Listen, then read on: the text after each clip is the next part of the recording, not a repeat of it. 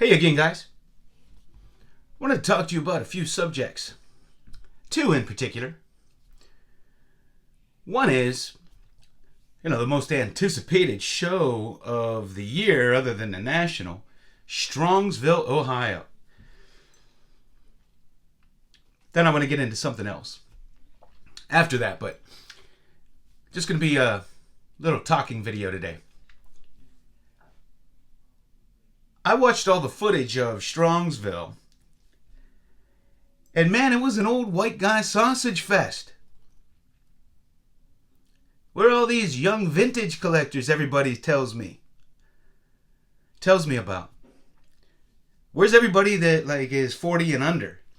Where's everybody that's carrying around their Pelican cases? This makes me worry about the future of the vintage hobby. I'm kind of joking, but I'm kind of not. I don't know. Is it just me? What do you guys think of the crowd there?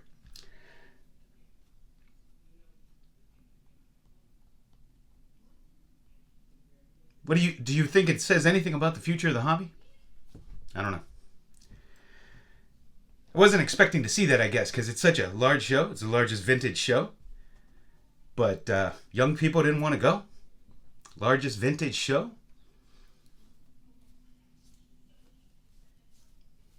I've been told these young people are all going to want vintage.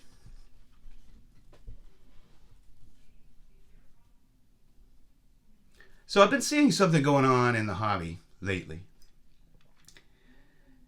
And if I'm thinking this, then I'm sure others are thinking this too. But I wanted your input on it. Because I don't know if everybody all of a sudden hit the lottery or what's going on. But lately, I'm seeing people buying $15,000, $20,000 cards like we used to buy $100 cards. And I'm wondering what's going on with the willingness to pay these high prices for cards more so than in years past. I wanted to kind of pick your brain on what this new phenomenon is. Do you think that this is becoming a new investment class and everybody's way more comfortable spending, $15,000, $20,000, $30,000 on a card? Or do you think it has to do with keeping up with the Joneses because we're all on here on YouTube and people are trying to, they see cards and feel like theirs are inadequate, so they're stretching their limits to maybe go buy the really big cards they weren't in the past? I don't know. What do you think? Have you noticed the same thing that I've noticed? Because there's still, there's still lots of ways to enjoy the hobby without shelling out, 10, 20, 30 grand at a time. It just seems like we have moved to see who can spend more money, who can spend the most amount of money. And there are a lot of cards now that just, you have a hard time giving them away. And then there's these other cards that you have a hard time not moving if you're selling them. It's like this big dispersion now where we've always had the dispersion, maybe a PSA 8 versus a 10 or 9 versus a 10. And certainly the dispersion of a rookie card versus a non-rookie card. But now we're drawing clear lines in the sand. Like if you have, 48 Leaf Jackie Robinson, Satchel Paige, 33 Gowdy Ruth, like these big cards, the dispersion is tremendous now. Nobody wants, a VG3, 53 Bowman, Larry Doby, cards like that.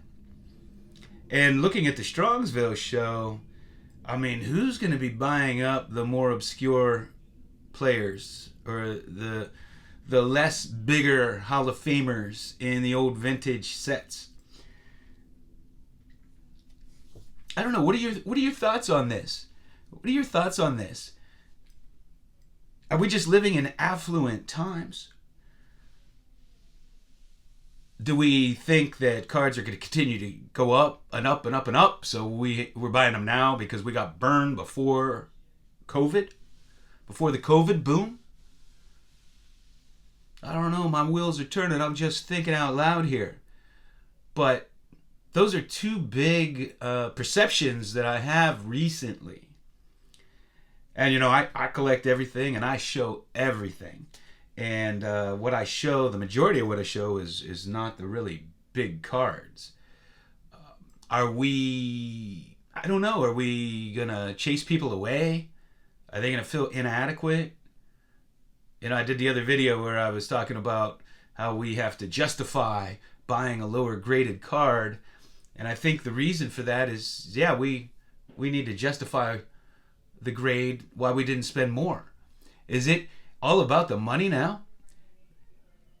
I mean, it was all about the money with the people coming in and flipping and touting investment. But now I think it's filtered over to the collectors, where the collectors are feeling pressure to spend up. I know I certainly, you know, after the boom, was willing to spend more than I was pre-boom. I'll be honest about that, because you just had to if you want to get these cards. But I have a limit, and if you see the cards that I show, you know, I don't spend that kind of money on cards. You might not believe that, but you have to understand I'm old. I got a lot of these cards many, many years ago. Most of my great cards today, I wouldn't be able to afford now. I wouldn't, well, I could afford them. I wouldn't pay that for them now. And I have a kind of a line that I'm willing to pay for cards that I used to feel like everybody kind of had. You know, for the most part, when I say everybody, 95%, 98%. And now I feel like everybody's stretching that.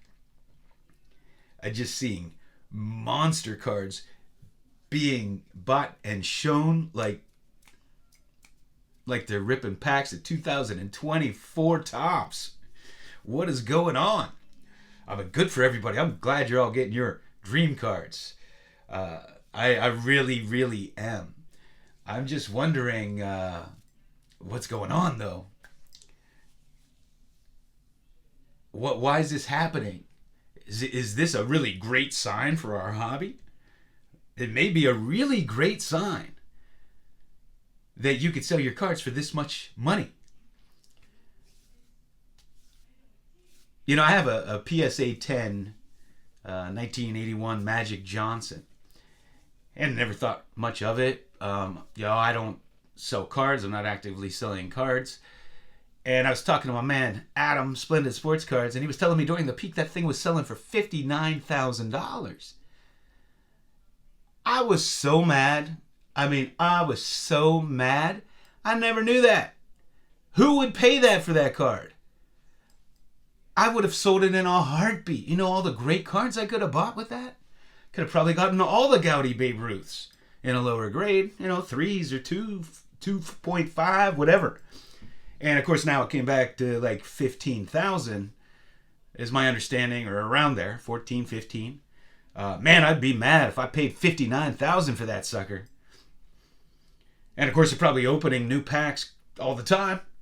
They find all these unopened packs. There's no shortage of Michael Jordan unopened packs. Michael Jordan rookie cards. I see boxes of 86 Fleer all over the place. See old vintage packs being ripped. So, you know, we don't know what the pop reports keep growing and growing. And of course, we're finding all these attic finds, garage finds. They're coming out of the woodwork. Those are all raw cards, guys. All raw cards. They will affect the pop reports. And believe me, there are a lot more people like those old collectors, those finds out there than you think. I mean, I'm one of them. The majority of my cards are not graded. And if you didn't know me, if I wasn't on YouTube, you wouldn't know that. I'd be one of those finds, hopefully, many years down the road. And I say that because I don't believe most of these are they're just finding all these cards have been worth a lot of money, or worth money, for 40 years. So I find it hard to believe that every day there's a new addict find. Nobody knew these guys collected. Nobody had any clue these guys didn't want to sell them or give them away or fund anything. It's kind of hard to believe there's so many addict finds these days. But we'll assume there are. But I don't know. What are your thoughts on it? This hobby's gone nuts. It's gone crazy. It could be a great thing. Or are we just like kind of peeking out? I don't know. But looking at the Strongsville show, 20 years from now, are there still going to be people, the younger people? Is there anybody going to be attending that show? I may not be around to find out. So, anyway, those are my thoughts. That's what's on my mind, and as you know, I share what's on my mind usually. So I hope I didn't offend anybody or take it too seriously. I'm just sharing with you what's on my mind. Interested in your thoughts. Thanks for hanging out with me.